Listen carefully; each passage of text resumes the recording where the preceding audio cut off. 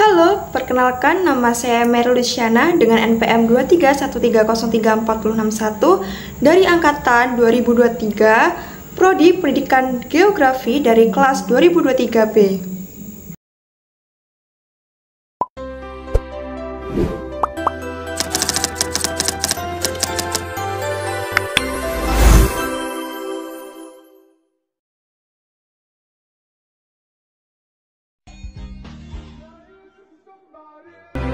Indonesia merupakan negara kepulauan terbesar di dunia dengan 17.508 pulau yang dihuni lebih dari 360 suku bangsa.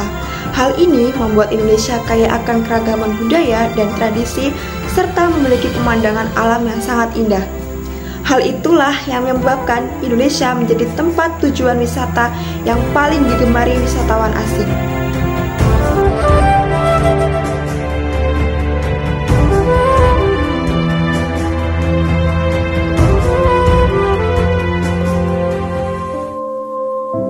Keanekaragaman geografis adalah salah satu aspek mendasar geografi terletak pada keragaman landscape di seluruh dunia.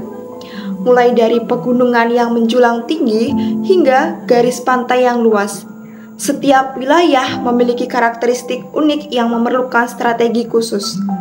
Memahami keberagaman ini memungkinkan kita bisa merancang solusi untuk mengatasi tantangan lingkungan yang akan terjadi. Melihat dari letak geografisnya, Indonesia mengalami perubahan iklim. Perubahan iklim di Indonesia merupakan isu yang kompleks dan membutuhkan perhatian yang serius. Perubahan iklim adalah perubahan jangka panjang dalam distribusi statistik pola cuaca selama periode waktu yang berkisar dari dekade hingga jutaan tahun. Hal ini dapat berupa perubahan kondisi cuaca rata-rata atau perubahan distribusi kejadian cuaca terhadap rata-rata. Misalnya, jumlah kejadian cuaca ekstrim yang lebih besar atau lebih sedikit. Perubahan iklim mungkin terbatas pada wilayah tertentu, atau mungkin terjadi di seluruh bumi. Perubahan iklim berkaitan erat dengan beberapa aspek, misalnya terjadinya bencana alam seperti banjir dan longsor yang melibatkan aspek keruangan yang sangat jelas. Peran ilmu geografi sangat diperlukan untuk mampu memetakan wilayah-wilayah dengan kondisi fisiknya seperti kelerengan, iklim, penggunaan tanah. Sesudah itu dapat dilakukan analisis geografi yang lebih mendalam dengan membuat analisis mengenai dampak dari perubahan iklim, aktivitas manusia dalam mengelola lingkungan, dan lain-lain. Ada dua faktor yang menyebabkan perubahan iklim. Yang faktor utama perubahan iklim di Indonesia adalah aktivitas manusia, terutama emisi gas rumah kaca dari pembakaran bahan bakar fosil, alih fungsi lahan, dan praktik pertanian yang tidak berkelanjutan. Adapun faktor alami seperti El Nino dan La Nina juga dapat memperparah dampak perubahan iklim.